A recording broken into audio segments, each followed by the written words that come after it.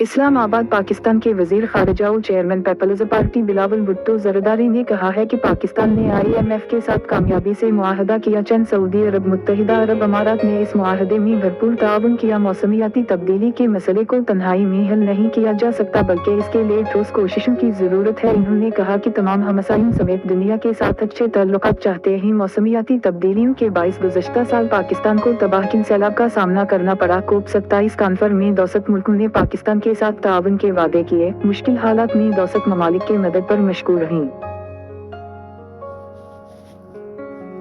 وزیر خارجہ نے کہا کہ ملک انتخابات کی طرف بڑھ رہا ہے اور کسی بھی حکومت کے لیے ڈیلیور کرنے کا واحد راستہ وفاقی اور صوبائی پارلیمان سمیت اداروں کو مضبوط کر کے اہداف اور مقاصد پر توجہ مرکوز کرنا ہے۔ وزیر خارجہ نے کہا کہ ہم اپنی حکومت کی مدت کے اختتام کے قریب ہیں۔ عام انتخابات کے بعد پاکستان سیاسی استحکام کی طرف بڑھے گا اور معاشی استحکام آئے گا۔ وزارت خارجہ کو لڈ کرنا اعزاز ہے۔ گزشتہ 15 ماہ میں عالمی سطح پر خارجہ تعلقات میں بہتری آئی۔ ان خیالات کا اظہار انہوں نے اسلام آباد میں موجود غیر ملکی سفارتکاروں کے اعزاز میں دالیہ عشائیہ سے خطاب میں کیا۔